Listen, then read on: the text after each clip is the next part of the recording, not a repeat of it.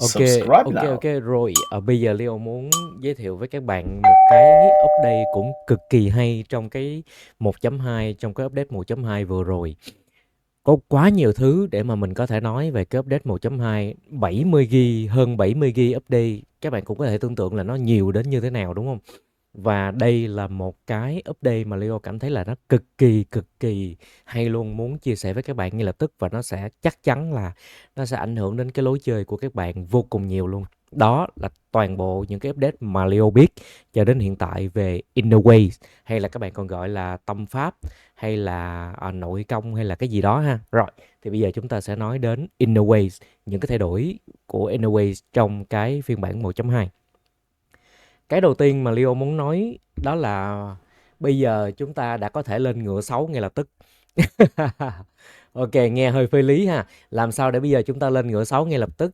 Đó là chúng ta đã có một cái update cực kỳ kinh khủng cho cái conversion của Inner Ways. Chúng ta có thêm 20 lượt nữa tới. Tổng cộng chúng ta có đến khoảng là 8 lượt miễn phí và 24 lượt đổi ở trong season, thì nó quá là nhiều rồi đúng không? Nhưng mà nói về cái conversion thì cái này còn khủng khiếp hơn nữa nè. Cái khủng khiếp thứ nhất là bây giờ các bạn đổi tâm pháp, các bạn không còn cần cùng loại nữa, nhưng mà vẫn phải cần cùng màu nha. Cùng loại thì không cần, nhưng mà cùng màu thì vẫn cần.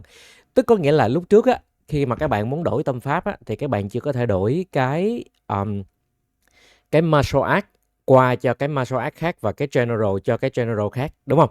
Tức là lúc trước nếu như bạn muốn đổi cái vô danh này qua cái củ kiếm á, thì các bạn đổi được. Các bạn có thể đổi vô danh qua củ kiếm, các bạn đổi vô danh qua mô play, các bạn có thể đổi bất cứ cái martial art nào, nhưng các bạn không thể đổi vô danh cho ngựa được. Nhưng bây giờ các bạn đã có thể đổi vô danh cho ngựa được rồi nha. Tức là bây giờ các bạn chỉ có thể đổi, các bạn chỉ cần cùng màu thôi, các bạn không cần cùng loại nữa. Bây giờ các bạn có thể đổi vô danh cho ngựa. Rồi, đó là cái khủng khiếp thứ nhất. Cái khủng khiếp thứ hai đó là các bạn có thể thấy á, là 285 mảnh vô danh đổi qua được tới 426 mảnh ngựa. Thấy không? Thấy không? Các bạn thấy không? Đồng nghĩa có một cái trade up ngược lại, có một cái đổi ngược lại, đó là 224 mảnh ngựa bây giờ đổi ngược lại được có 148 mảnh vô danh thôi. Cái này nó nói với các bạn cái gì? Cái này nó nói đến cái việc á, là cái tỷ lệ quy đổi giữa hai cái loại martial art và general nó khác nhau nha. Tức là nếu các bạn đổi ngang martial art á, tức là vô danh các bạn đổi cho củ kiếm á, thì các bạn vẫn sẽ có cái tỷ lệ là 285 vô danh thành 285 cửu kiếm. Dễ hiểu đúng không? Nhưng nếu như các bạn đổi vô danh cho ngựa thì 285 vô danh các bạn sẽ đổi được 426 ngựa. Và 426 ngựa là nó lên level 6 rồi. Đúng không? Ok, dễ chưa? Rồi, nhưng mà đồng nghĩa là các bạn sẽ phải thụt lùi cái vô danh lại chút xíu. Cái này nó sẽ phù hợp cho bạn mà khi mà các bạn mới chơi, các bạn có ít inner way á, các bạn muốn bắt đầu đẩy qua cho ngựa rồi các bạn bắt đầu farm lại inner way, thì nó sẽ giúp cho hai cái nó lên đồng đều hơn. Tại vì cái tỷ lệ ra martial art khi mà các bạn mở rương nó sẽ cao hơn ngựa rất là nhiều. Cho nên đây là một cái cách để giúp đỡ những cái bạn có nhu cầu ha. Rồi, cái update thứ hai mà chúng ta sẽ nói đó là những cái update liên quan đến từng cái loại inner way cho từng hướng build. Thì Leo đã có một cái video để nói về vô danh rồi. Hướng vô danh chúng ta có một cái update cực kỳ hay, đó là cái Mountain Smite. Leo đã có một cái video ở trên channel để nói về cái vô danh rồi ha. Và ở trong cái video này chúng ta sẽ nói về những cái inner way khác. Rồi, ok. Cái đầu tiên mà chúng ta nói đến là cái củ kiếm. Thì cái củ kiếm nó có một cái update cho Wolf Chaser Art. Rồi, thì đây là một cái inner way của củ kiếm mà Leo nghĩ là ai xài củ kiếm thì cũng rất là thích xài, tại vì nó giảm cái lượng hit cần thiết để tích stack của củ thương. Ok ha, rồi. Nhưng mà bây giờ các bạn có thể thấy là đây, ở bên trái chúng ta có cái phiên bản cũ của Wolf Chasers Art. Cái mà chúng ta sẽ có thêm đó là thay vì cái số lượng phần trăm nó sẽ đi từ 20, 40, 60, 80, 100, thì bây giờ nó là 60, 70, 80, 90, 100%, để các bạn có thể có thêm một combo. Như các bạn có thể thấy là bây giờ thì cái tỷ lệ để add thêm một stack cho cái combo count của bạn nó sẽ rất là dễ ha. Tức là nếu như đối phương có 5 stack blitz thì bây giờ hầu như là 100%. tỷ lệ sẽ add thêm một combo cao thì cái này không nói. Nhưng mà nếu như đối phương chỉ có 1, 2, 3 stack á, thì lúc trước á, thì một stack blitz nó chỉ có 20% thêm một counter thôi, thêm một combo cao thôi. Nhưng mà bây giờ một stack blitz nó đã có 60% combo cao rồi.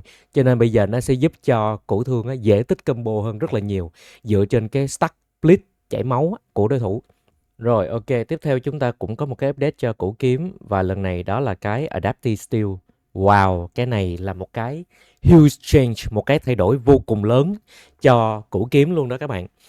Rồi, như các bạn có thể thấy là ở bên trái của Leo đó là cái củ kiếm Adaptive Steel phiên bản cũ. Thì cái đầu tiên á là cái tỷ lệ gây chảy máu của kiếm á, lúc đầu á, nó chỉ có 10% thôi, bây giờ nó là 100%. Ok ha. Rồi, như vậy thì bây giờ là khi mà các bạn gây Affinity Dam á, thì các bạn sẽ có tới 100% Apply Bleed, và lúc trước chỉ có 10% thôi. Ok ha. Rồi, cái thứ hai á là các bạn có thêm một cái phần mới ở trong cái Inner Way này, đó là cái Horizontal Plate. Cái này á, nó sẽ giúp cho bạn là làm gì, là sau khi mỗi một lần bạn deflect á, thì bạn sẽ tăng cái đòn đánh của Light and Heavy Attacks lên 5% trong 5 giây. Cái này là cái mới hoàn toàn luôn ha. Mới, cái hiệu ứng mới được add vào. Và cái thứ ba á, là cái cooldown của mấy cái skill này á, nó sẽ đi theo vũ khí buff quá là nhiều, cho nên bây giờ phải có một chút xíu để cân bằng, đúng không? Cái thứ ba á, là cái cooldown nó được apply. Ok ha. Lúc trước á, thì các bạn có 10% apply bleed, nhưng mà các bạn không có cooldown, tức là các bạn có 10% và các bạn vả bao nhiêu cũng được. Bây giờ các bạn có 100% nhưng mà các bạn phải bị cái cooldown 6 giây. Ok ha, tức là trong vòng 6 giây mà bạn gây Affinity Dam thì bạn sẽ có 100% Apply Bleed. Lúc trước á, thì bạn chỉ có 10% nhưng bạn không có cooldown. Bạn spam thoải mái, bạn bắn được bao nhiêu Affinity thì càng tốt. Nhưng mà bây giờ bạn có cái cooldown 6 giây. Rồi, tương tự với Dual Play thì nó sẽ có cái cooldown là 10 giây. Và cái cooldown của cái Horizontal Play này nè là 20 giây. Cái cooldown của cái Deflect và tăng 5% sát thương của Light and Heavy Attack á. Đây sẽ là một cái buff cho Adaptive Steel, nó sẽ giúp cho các bạn apply bleed hầu như là dễ dàng, chắc chắn rồi. Cái hồi nãy chúng ta nói đến cái Wolf Chaser Art, nó cũng giúp cho bạn tăng cái combo cao dễ hơn trong cái đối tượng bị bleed, đúng không? Và bây giờ qua cái Adaptive Steel thì nó còn giúp cho bạn apply bleed dễ hơn nữa. Ok ha, back to back support để giúp cho cái củ kiếm nó mạnh hơn rất là nhiều. Rồi, tiếp theo chúng ta có một cái minor update thôi, đó là cho cái Insightful Strike. Insightful Strike cũng là một cái update cho củ kiếm. Ok ha. Và bây giờ cái update của nó thì nó không nằm ở cái buff của cái Inner Way mà nó nằm ở cái tier. Bây giờ á, thì với Insightful Strike á, thì cái tier 2 của nó không còn tăng HP nữa mà nó tăng Bell Strike Attack. Quá ngon rồi đúng không? Lúc trước á, thì nó tăng máu, bây giờ nó tăng sát thương, lấy công bù thủ luôn luôn là tiêu chí của anh em mà, đúng không? Rồi ok, tiếp theo chúng ta nói đến healer. Và nhận thấy rằng là các bạn healer cũng muốn gây sát thương lắm. Restoring Blossom là một cái inner way hầu như là Leo nghĩ là healer nào cũng xài, tại vì nó tăng cái tỷ lệ lượng máu được hồi phục á. Thì với cái update cho Restoring Blossom á, thì bây giờ update của nó cũng nằm ở cái tier. Tier 2 của Restoring Blossom bây giờ không còn tăng HP nữa mà nó tăng min skill by attack. Rồi, tiếp theo chúng ta nói đến Rock Solid cho đại đao, cho hướng Stone Bleed. Bây giờ cái update của nó nằm ở Breakthrough, và cái tier 2 của Breakthrough á, thì bây giờ nó sẽ tăng HP chứ không tăng sát thương nữa. Và đi kèm với đó là cái tier 5 của Rock Solid bây giờ á, nó sẽ tăng Physical Damage Reduction chứ không còn là Stone Bleed Penetration nữa. Rồi ok, tiếp theo chúng ta đến với một cái update về Inner Way của đại đao nữa, đó là cái Exquisite Scenery. Cái này là một cái core của đại đao rồi ha, ai cũng xài hết, và cái update của nó nằm ở Breakthrough tier 2 và bây giờ nó sẽ tăng crit rate cho các bạn. Ok ha. Một cái update vô cùng khủng khiếp của Exquisite Scenery nữa, đó là bây giờ á, cái việc mà counter á, lúc trước á nó nằm ở tier 3 đúng không? Bây giờ nó đem về mặc định luôn, nó đem về tier 1 luôn. Và bây giờ cái tier 3 được buff. Ok ha. Lúc trước á thì khi mà bạn đạt tier 3 á, bạn block được á, bạn defend được á, thì bạn sẽ có thể đập một cái đại đao mà không cần gồng. Nhưng mà bây giờ cái đó đem về tier 1 luôn. Và bây giờ cái tier 3 được buff. Bây giờ cái tier 3 ha, là khi mà các bạn đánh bất kỳ một cái combo nào với light và heavy attack thì các bạn sẽ refund toàn bộ battle wheel luôn. Ông nội ơi. Rồi lúc trước thì cái tier 3 của nó là nó cho phép bạn đập lại một đòn đúng không? Nhưng mà bây giờ á, là cái đập lại một đòn đó nó đem về mặc định luôn. Và cái tier 3 bây giờ á, là nó sẽ cho phép bạn là hồi phục toàn bộ battle wheel khi mà các bạn đánh bất kỳ một cái light hoặc là heavy charge variate combo nào, nhưng mà phải sạc nha, phải gồng nha. Rồi, sẵn nói về đại đao thì Leo sẽ chia sẻ với các bạn một vài cái update cực kỳ hay của đại đao luôn. Rồi, chúng ta cầm đại đao chúng ta thử nha. Rồi, bây giờ cái update đầu tiên là đại đao đã có thể nhảy được 3 lần. 1, 2, 3. Một cái tưởng chừng là rất là đơn giản ha, nhưng mà bây giờ cuối cùng đại đao cũng đã có rồi. Rồi, cái thứ hai á là lúc trước á thì các bạn muốn active cái drum beat. Drum beat là cái mà nó cái buff để mà khi mà các bạn có cái buff đó rồi các bạn buff giáp á, thì cái giáp của bạn nó sẽ dày hơn. Thì lúc trước á, muốn active drum beat á, là các bạn phải xài cái thương của cái hướng Stone Blitz. Sau đó các bạn phải gồng cái skill heavy attack đúng không? Các bạn phải gồng cái skill heavy attack. Đó, thì lúc này các bạn mới có cái drum beat đó. Các bạn có thấy cái drum beat ở bên dưới của Leo. Đó, cái hiệu ứng drum beat ha. Subscribe now. Đó, trong khi các bạn có hiệu ứng drum beat á, thì các bạn chuyển qua giáp, các bạn gồng giáp một cái giáp của bạn nó sẽ dày hơn. Nhưng mà bây giờ các bạn cứ nghĩ đi là lúc nào cũng phải sạc cái này. Đó, sau đó mới chuyển qua giáp, nó rất là mất thời gian của các bạn đúng không? Thì bây giờ cái chiêu quy của thương nó đã có thể active drum beat. Chiu. Kìa chưa? Đó. Rồi lại ha. Chiu. Đó. Tiếp theo chúng ta sẽ nói đến battle wheel. Và cái bây giờ cái quy của thương của các bạn nó sẽ hồi lại hai cái battle wheel. Battle wheel là cái biểu tượng hình cái khiên ở bên dưới này của các bạn nè. Battle wheel của đại đao á, các bạn có thể kiếm được bằng cách là các bạn block, các bạn đỡ đòn hoặc là nó tự hồi theo thời gian. Và battle wheel thì dùng cho rất là nhiều thứ đúng không? Ví dụ như đại đao nè, cái kêu C của đại đao nó tốn battle wheel. Đó, rồi cái gồng của đại đao á. Đó, và nếu các bạn muốn gây thêm sát thương á, thì các bạn có thể bấm thêm một lần heavy attack để các bạn xài battle wheel để gây thêm sát thương. Ok ha. Battle wheel là nguồn gây sát thương chính của các bạn. Cho nên đó là bây giờ cái skill quy của thương nó giúp cho bạn hồi 2 battle wheel. Bây giờ các bạn chỉ việc bấm quy cái là các bạn có 2 battle wheel. Lúc trước á, là các bạn phải block rồi các bạn phải chờ hồi phục thì các bạn sẽ có battle wheel. Bây giờ các bạn quy cái có 2 battle wheel. Tiếp theo chúng ta sẽ nói đến một cái update cho cái khiên. Khi mà cái khiên của các bạn còn được cường hóa thì các bạn sẽ rơi vào trạng thái gọi là breakthrough. Rồi bây giờ Leo thử ha. Nè, bây giờ Leo sẽ búp cái khiên không. Rồi, cái khiên bình thường á thì nó chỉ là cái khiên thôi. Rồi, nếu bây giờ cái khiên của các bạn mà được cường hóa, đây. Nếu cái khiên của các bạn mà được cường hóa thì các bạn sẽ rơi vào một cái trạng thái gọi là breakthrough. Đây, ok ha. Breakthrough này nó sẽ tăng cái sát thương của charge attack lên 30% và cái giảm cái endurance cost khi mà sạc, khi mà gồng skill ha. Rồi ok. Và bây giờ khi mà các bạn xài cái skill khiên á, khi mà các bạn có hiệu ứng breakthrough thì nó sẽ làm mới hiệu ứng breakthrough. Tức là các bạn có thể maintain, các bạn có thể giữ được cái hiệu ứng breakthrough hoài luôn. Ok ha. Rồi bây giờ chúng ta thử nè. Bây giờ chúng ta quy một cái. Chúng ta đổi qua thương rồi chúng ta gồng một cái, chúng ta sẽ có cái breakthrough. Ok ha. Cái breakthrough này nó sẽ kéo dài hơn là cái cooldown của cái khiên. Cho nên là các bạn hoàn toàn có thể là bây giờ chúng ta lại lấy drum beat một cái nữa, sau đó chúng ta lại lấy cái khiên một cái nữa. Chúng ta sẽ refresh cái breakthrough. Ok ha. Bây giờ chúng ta có tới 2 cách để kiếm drum beat lận. Cho nên là các bạn có thể thay phiên, luân phiên giữa cái việc là sạc cái gồng cái skill special của thương và cái quy để các bạn lấy drum beat. Và có drum beat thì các bạn sẽ gồng cái khiên và các bạn có thể maintain cái hiệu ứng breakthrough của các bạn. Rồi một cái update nữa, đó là cái chiêu này của các bạn, cái chiêu quy của thương á, cái chiêu taunt của thương á, bây giờ nó phá block ở trong arena luôn. Ok ha. Lúc trước á, khi mà các bạn vô arena mà các bạn gặp mấy mấy cái người mà người ta cứ block như vậy nè, thì các bạn sẽ có những cái skill như là Yasha Rush. Đây, đây là những cái skill mà các bạn thường đem vào arena để các bạn phá cái block đúng không? Ví dụ như là Yasha Rush hoặc là Talon Strike.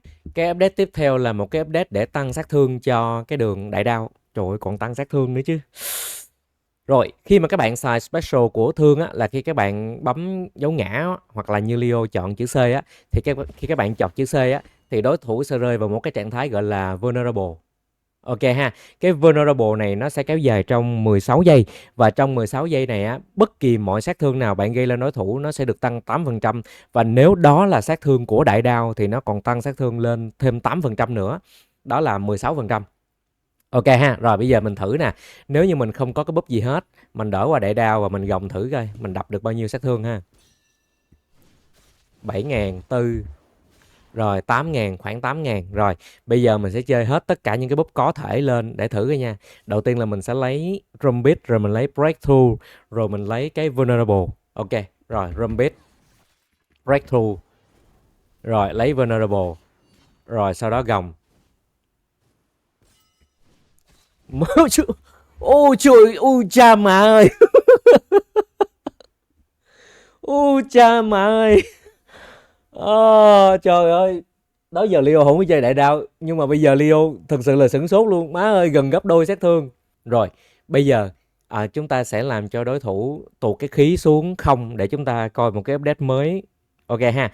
Khi mà các bạn đánh cái đối thủ mà cái khí của họ bị deplete á, cái thanh màu xanh của đối thủ mà mất á, thì các bạn sẽ nhận được một cái trạng thái gọi là Mountain Shaker, rung chuyển núi non á. Rồi, cái trạng thái này nó sẽ kéo dài trong 8 giây và trong cái trạng thái này thì bạn sẽ được đánh đối thủ mà không cần sạc. Bạn sẽ được chém đối thủ mà không cần gồng skill. Thử nha, Leo cô không biết nó sẽ ghê đến như thế nào. Bây giờ chúng ta thử nha. Rồi bây giờ mình sẽ cố gắng để cho đối thủ trở về mình sẽ để cho đối thủ trở về không khí trước. Rồi, đánh, đánh bữa bữa bữa. Ok ha. Rồi, đó là khi mà các bạn đánh đối thủ về deplete cái khí của họ thì bây giờ cái sạc của đại đao á nó sẽ không cần sạc nữa mà các bạn cứ bổ các bạn cứ nhảy các bạn bữa thôi. Và hình như nó có cooldown. Nó có cooldown. Ok ha, cái Mountain Shaker này nó có cooldown cho nên á là các bạn sẽ mất một khoảng thời gian để các bạn có thể là xài lại cái kỹ năng đó. Ok, bây giờ chúng ta nói đến song đao. Ok ha, Twin Blaze và song đao có một cái update vô cùng hay dành cho cái Inaway Vendetta. Vendetta thì nó là một cái Inaway rất là hay, nó giúp cho bạn tăng mạnh sức mạnh của cái roi ha, của cái dây móc á. Nó sẽ giúp cho mấy con chuột của bạn nó mạnh hơn, nó đánh đau hơn và nó tồn tại lâu hơn, nó dễ hơn, nó dễ gọi chuột hơn rất là nhiều. Thì Vendetta đó giờ hầu như là một cái core in a way của các bạn mà chơi song đao mà xài kết hợp với roi rất là nhiều rồi. Bây giờ á, thì Vendetta có một cái update ha. Cái tier 1 là đã có thể khiến cho cái Vendetta token nó tồn tại 20 giây rồi. Lúc trước á, thì nó ở xa hơn, bây giờ ngay tier 1 thì đã có rồi. Vendetta token là cái để các bạn gọi chuột ra. Có một cái thì gọi được một con chuột, hai cái gọi được hai con chuột á. Xin lỗi, hai bầy chuột á. Đó. Thì bây giờ cái Vendetta token đó là nó được tăng cái thời gian tồn tại lên 20 giây ngay từ tier 1 rồi. Các bạn coi mấy cái video trên mạng, mấy cái người chơi trước á, mà người ta chơi song đao mà người ta gọi chuột á, các bạn sẽ thấy người ta bấm một cái chiêu gọi chuột nó ra hai bầy luôn và nó tốn hai cái token luôn. Các bạn tự hỏi là ủa sao mình làm không được? Tại vì trước giờ khi mà mình bấm cái chiêu gọi chuột á, nó chỉ ra có một cái thôi. Nó chỉ ra có một bầy thôi, mình phải bấm hai lần và nó rất là mất thời gian, các bạn rất khó combo đúng không? Bây giờ cái update cho cái tier 4 của Vendetta là cái gì? Vendetta tier 4 bây giờ thì không còn tăng sát thương của chuột lên 20% nữa, nhưng mà bây giờ nó sẽ tăng cái token of gratitude recovery rate lên 50%, tức là nó tăng cái tốc độ hồi phục của cái token á lên 50%, lên một nửa. Và cái duration của mấy con chuột thì nó tăng lên 15 giây. Và nếu các bạn có 2 token thì nó sẽ xài ngay lập tức 2 token luôn, và nó sẽ tăng cái duration của con chuột lên 20 giây. Và cái tier 6 thì nó bị nerf nhẹ một chút, 50%, bây giờ chỉ còn 30% increase sát thương thôi. Quá nhiều buff cho Vendetta rồi, quá nhiều rồi. Ok, giảm nhẹ một tí sát thương như vậy, nó là điều nên làm. Rồi, đó là những gì Leo muốn chia sẻ với mọi người nóng hổi và dồn rụm về cái update cho Innerway trong cái phiên bản 1.2. Toàn là những update ngon lành không ha. Cảm ơn các bạn đã theo dõi video này và chúc các bạn có những cái hướng build thật là mạnh nha. Nếu các bạn Subscribe thích cái now. video này thì để lại cho Leo một like và một subscribe. Hẹn gặp lại các bạn ở những video khác và bye bye.